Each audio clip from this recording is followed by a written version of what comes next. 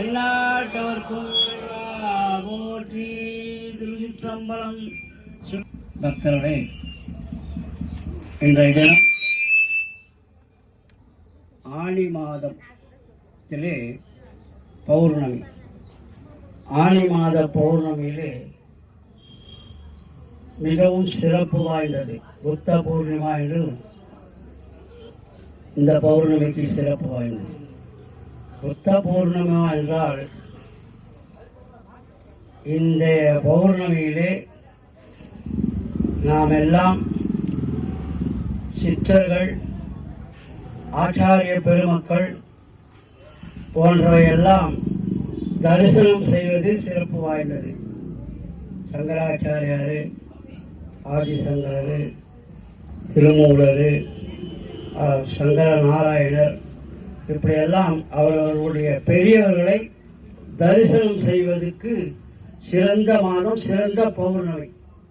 குமரகுருபரர், அருணகிரிநாதர், அப்பையார், திருமுருகா, கிருபானந்த வாரியார் போன்றவையெல்லாம் தரிசனம் செய்வதற்கு சிறந்த நாள் இந்த ஆனி மாதம் பௌர்ணமி. அவர்களெல்லாம் ஒரே இடத்தில், சங்கராச்சாரியார் போன்ற ஆச்சாரியர்கள்லாம் ஒரே இடத்திலிருந்து வியாச பூஜை என்று 2 மாதத்துக்கு அவர்கள் ஒரே இடத்திலிருந்து செய்ய வேண்டும். நாம் அவர்களை தொழ வேண்டும், அவர்கள் வியாச முனிவர்களுக்கு பூஜை செய்ய வேண்டும். அப்படி இந்த ஆனி மாதம் பௌர்ணமி மிகவும் சிறப்பு வாய்ந்தது. ஆனி மாதத்திலே ஸ்ரீ நடராஜ பெருமான் ஆணி திருமணம் மிகவும் சிறப்பான முறையில் நடைபெற்றது. அதனைத் தொடர்ந்து இந்த ஆனி மாதம் நமது திருச்செந்தூர் அஷ்டமந்திர மகா கும்பாபிஷேகம், வல்லக்கோட்டை முருகர் கும்பாபிஷேகம், அப்படியெல்லாம் முருகனுடைய 100 கோயிலுக்கு மேலே கும்பாபிஷேகம் நடந்திருக்கு. திங்கட்கிழமை 7ஆம் தேதி 100 கோயிலுக்கு மேலே கும்பாபிஷேகம் நடந்திருக்கு. அப்படி அதில் முக்கியமானது திருச்செந்தில் ஆண்டவருடைய கும்பாபிஷேகமும், இங்கே சென்னையிலே வல்லக்கோட்டை முருகப்பெருமாள் கும்பாபிஷேகம் மற்றும் எல்லா விதமான கும்பாபிஷேகமும் சிறப்பான முறையிலே நடைபெற்றிருக்கிறது. அப்படி அந்த கும்பாபிஷேகத்தை முருகன் தான் நமக்கெல்லாம் ஏழை பங்காளனாக இருக்கின்றான்.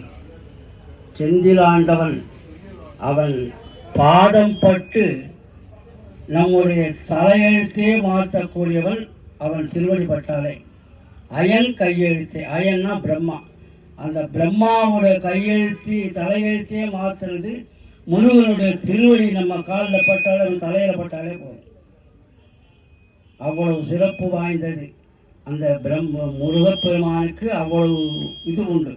அந்த எழுத்தை அழிச்சு, பிரம்மன் எழுதின எழுத்தை அழிச்சு விட்டு வேற மாதிரி நமக்கு எழுதுறது பெரிய ரப்பர் மாதிரி அவர். அப்படி அந்த முருகப்பெருமானுடைய திருவடியாலே அயன் கை தலையெழுத்தையே மாற்றக்கூடிய ஒரு சிறப்பு முருகனுடைய திருவடி. அப்படி அந்த முருகன் திருவடியும் நாம் நம்மளுடைய தலையெழுத்தெல்லாம் மாற்றி நல்லதாக நமக்கு நடக்க வேண்டும் என்று பிரார்த்தனை செய்திருக்க வேண்டும். பிரம்மன் எழுத்த பிரம்மனுக்கே தெரியாது நாம் என்ன எழுதியிருக்கோம். அப்படி இருந்த எழுத்து நம்ம மாற்றி கொடுக்கக்கூடிய ஒரு பெருமை முருகப்பெருமானுக்கு உண்டு. ஆகையினால இன்றைய தினம் பௌர்ணமியும் சிறப்பு வாய்ந்தது. புத்த பூர்ணிமா பௌர்ணமி, வியாசர் பூஜை எல்லாம் சிறப்பு வாய்ந்தது இன்றைய தினம். ஆகையினால இன்றைய தினம் எல்லோரும் மகாகாளி அலங்காரம் செய்விக்கப்பட்டு, காளியாம்பாள் தான் மிகவும் முக்கியமானது. காளியை நாம் தொழுதமானால் நமக்கு எந்த பயமும் இருக்காது, துர்பயங்கள் இருக்காது, துர்மரணங்கள் இருக்காது, துர்கனவுகள் இருக்காது. இப்படியெல்லாம் காளி அசுரர்களை வதம் பண்ணவள், மகிஷாசுர மர்தனி என்று சொல்வார்கள். அந்த மகிஷாசுர மர்தனை வதம் செய்து அவர்களுடைய அனுகிரகம் செய்வதும் அவள் தான். வதம் செய்தால் ஒரேடியாக அழிச்சுறது இல்லை, அவங்கள பொருத்தி நல்ல வழிக்கு இது கொண்டாடுறது தான் இறைவனுடைய ஒரு இது. அப்படி அந்த மகாகாளியாக இன்றைய தினம் இந்த ஆணி திருமஞ்சனம் நடந்ததுக்காக நடராஜ பெருமான் அலங்காரமும் செய்விக்கப்பட்டு மிகவும் சிறப்பான முறையிலே நமக்கு இந்த வீதி உலா நடைபெறுவதற்கு எல்லா இடத்துலையும் நடக்குதுன்றாங்க. இந்த கிரிவலம் ஆனால் இதே மாதிரி ஒரு சுவாமியெல்லாம் அலங்காரம் பண்ணி இவ்வளோ பக்தர்கள்லாம் இருக்கிறாங்கன்றது நமக்கு தெரியல. இந்த இடத்துல நம்ம இடத்துல வைகாசி மாதம் ஆரம்பித்தோம். வைகாசி விசாகம் முருகப்பெருமானுடைய திருநட்சத்திரம். அதே மாதிரி போன வருஷம் பிரம்மோற்சவத்தில் வைகாசி விசாகத்துக்கென்று நாம் அந்த விழாவை ஆரம்பித்தோம். நல்ல இனிதே முடிந்து நண்பர்கள் பக்தர்கள் எல்லாம் நம்பிக்கையோடு வரணும். இதை வந்தால் நம்பிக்கை போட அதை இது பண்ணுறாங்க வராங்க அப்படின்னு இல்லாமல் நம்பிக்கையோடு வருகிற பக்தர்கள் எல்லாம் நல்லதாக நடக்கிறது. நம்பிக்கையோடு பக்தர்கள்லாம் வந்து இறைவனை பிரார்த்தனை செய்து கொண்டிருக்கிறார்கள். இப்பொழுது முதலாக முதல் வழிவகை வரவரப்பு வருகிறது. இப்பொழுது ஆராதனை முடிந்த பிறகு எல்லாரும் வரும். ஓம் ராஜாதிராஜாய பிரபய சகனே நமோ வயம் வைஷ்ணவாய நமஹ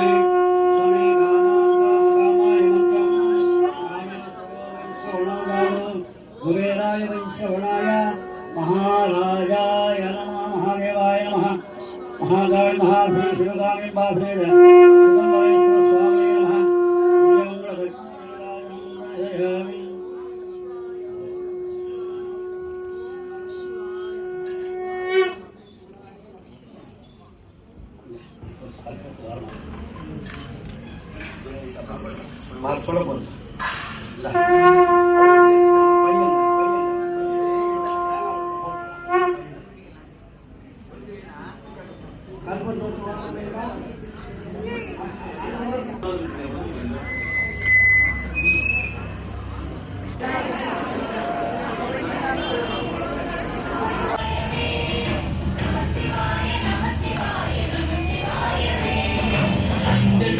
மந்திரனை போற்றி பாடுவோம்.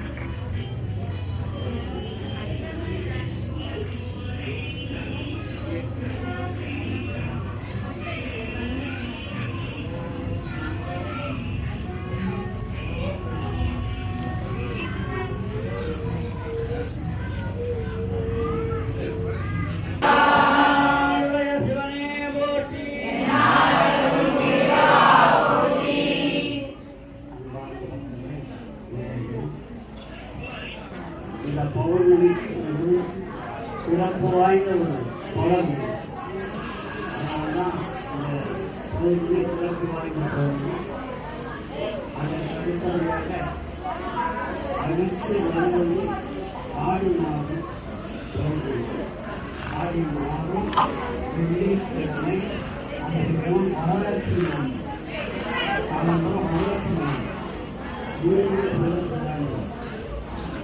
வெள்ளிக்கிழமையிலே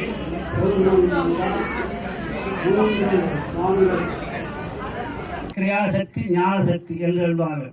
அப்படி அந்த மூன்று சக்திகளையும் நாம் தரிசனம் செய்ய முடியாமல் போக முடியாமல் இருப்பவர்கள் நாம் இங்கிருந்தே அந்த மூன்று சக்திகளும் வடிவுடையம்மன் கொடியுடையம்மன் எல்லாம் ரொம்ப சிறப்பு வாய்ந்தது. என்னைக்கும் அதெல்லாம் மாசிலாமணீஸ்வரர் கொடியுடையம்மன் அந்த மாதிரி சுவாமியெல்லாம் நம்ம வருஷம் மாசிலாமணீஸ்வருக்கெல்லாம் அபிஷேகம் என்பதே மேலே ஆவடையாருக்கு கிடையாது, கீழே தான் அபிஷேகம்லாம் நடக்கும். சித்திரை மாதம் சதய நட்சத்திரத்தும் போது சந்தனம் சூசா சுவாமி மேலே சாத்துவாங்க. ஒரு வருஷம் அப்படியே இருக்கும். அடுத்து வரும் சித்திரை மாதம் சதய நட்சத்திரம் தான் அந்த சந்தனத்தை எடுத்துட்டு வேலை சந்தனம் சாத்துவாங்க. சுவாமி சுயம்பு மூர்த்தி, அதாவது ராஜனால் கத்தியால் அடிப்பட்டது, ரத்தம் தீர்ந்தது. அதனால் அந்த சுவாமிக்கு சுயம்பு மூர்த்தி, அதனால் அந்த சுவாமிக்கு சந்தனம் தான் சாத்துவாங்க. அதே போல் திருவத்தூர்லேயே கவசம் சாத்தியிருக்கும். கார்த்திகை மாதம் பௌர்ணமி கழித்து 3 நாளைக்கு அந்த கவசம் எடுத்தீங்கன்னா நிஜமான நம்ம சுவாமியை நம்ம பார்க்க முடியும். மற்ற நாளில் கவசம் தான் சாத்தியிருக்கோம் திருவத்தூரில். அப்படி அந்த சிறப்பு வாய்ந்த திருக்கோவில்லாம் இருக்குது. இன்றைய தினம் இந்த பௌர்ணமி என்று இந்த மகரிஷிகள்லாம் நான் தரிசனம் நினச்சிக்கிறோம். அதே மாதிரி சங்கராச்சாரியார் போன்ற ஆச்சாரியர்கள்லாம் அந்த வியாச பூஜை என்று 2 மாதத்துக்கு ஒரே இடத்துல தான் இருக்கணும், வேறு எங்கேயும் அவங்க போகக்கூடாது. மற்ற நாளில் இங்கே 2 நாள் இருப்பாங்க, போகலாம் வரலாம். ஆனால் இப்போ இந்த வியாத பூஜை என்பது ஆரம்பிச்சுனாங்கன்னா ஒரே இடத்துல இருந்து அந்த 2 மாதம் பூர்த்தி பண்ணணும். அதாவது அப்படி சாதுர் மாச பூஜை என்று அவர்களுக்கு ஒரு விதி. அப்படி அந்த மாத விதிகளை செய்வார்கள். அடுத்த விசேஷமான பௌர்ணமி நமது ஆடி வெள்ளிக்கிழமை சொல்லியாச்சு. மிகவும் சிறப்பு வாய்ந்து காலம்பர வரலட்சுமி நோன்பு மகா விசேஷமான ஒரு பௌர்ணமி. அப்படி ஆடி மாதம் பௌர்ணமி, சித்ரா பௌர்ணமி, நமது வைகாசி பௌர்ணமி. வைகாசி பௌர்ணமி விசாரத்தில் தான் முருகன் அவதரித்த ஒரு திருநாள். அந்த முருகனை நாம் நினைத்தாலே போதும். அதான் அவன் கால் பற்றழிந்தது அயன் கையெழுத்து.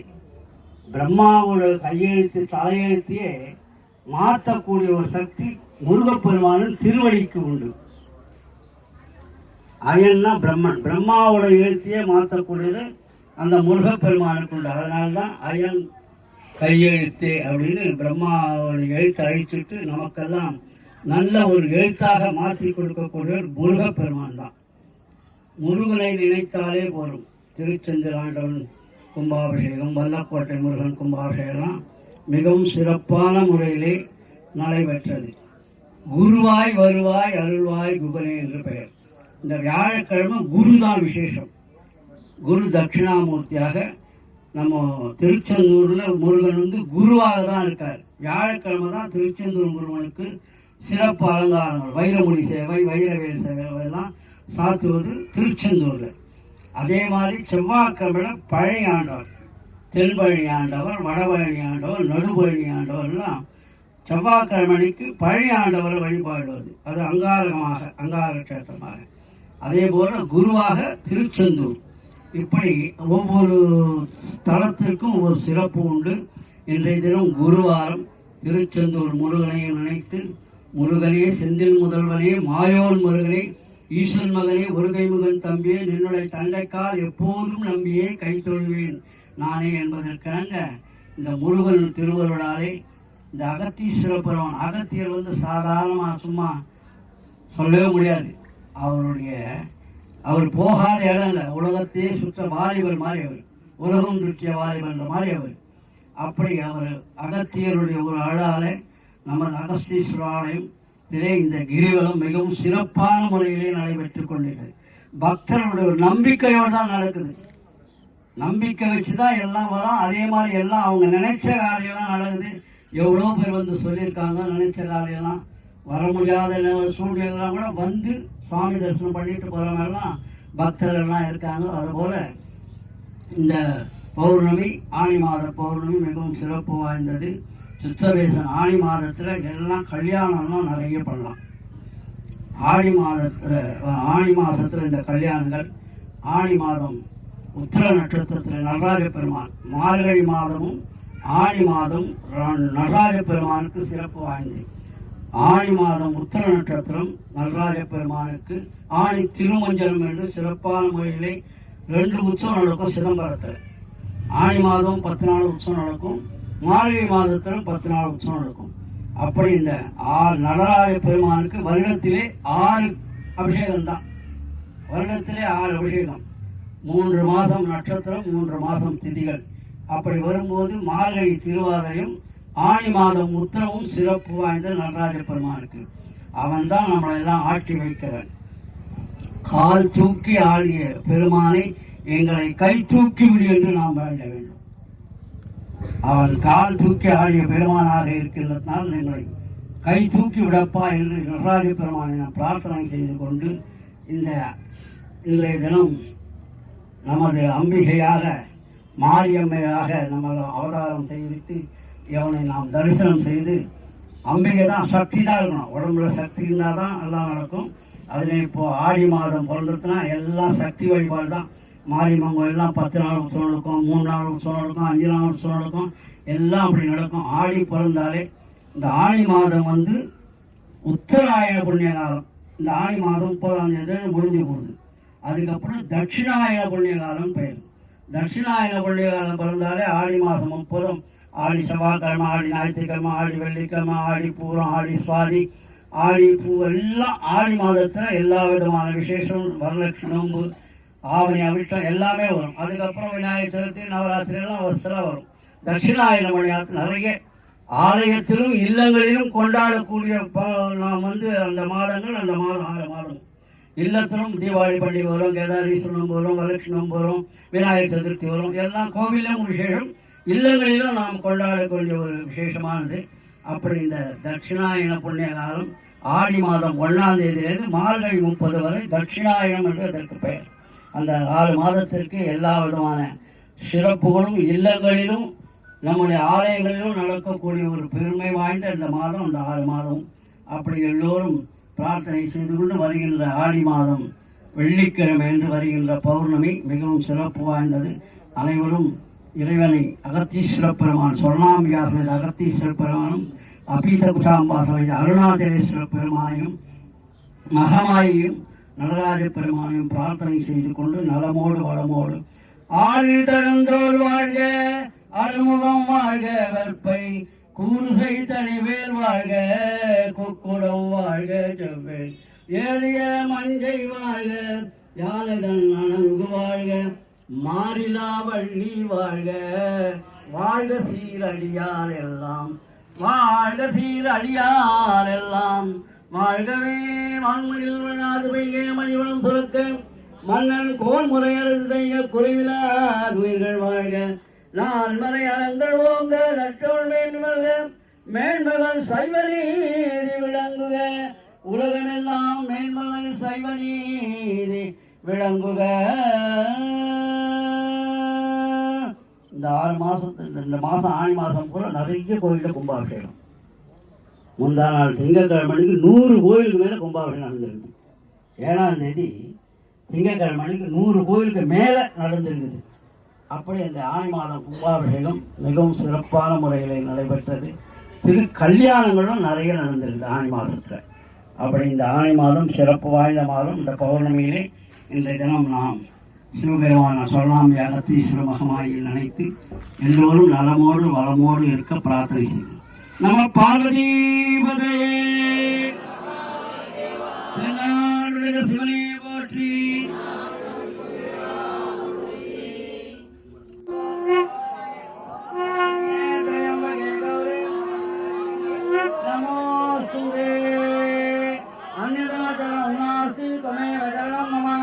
तस्मात् कारुण्य भावेन रक्ष रक्ष महेश्वरी महादेवाय महाकाली देवी शिवगामिनीं वासयेत சிதம்பரேஸ்வர சுவாமி மகாதிவ்யமங்கள கற்பூர நீராஜனம் தரிசயாமி நீராஜனானந்தார்த்தம் ஆஜமணியம் சமர்ப்பயாமி சர்வோபச்சார பூஜாம் சமர்ப்பயாமி.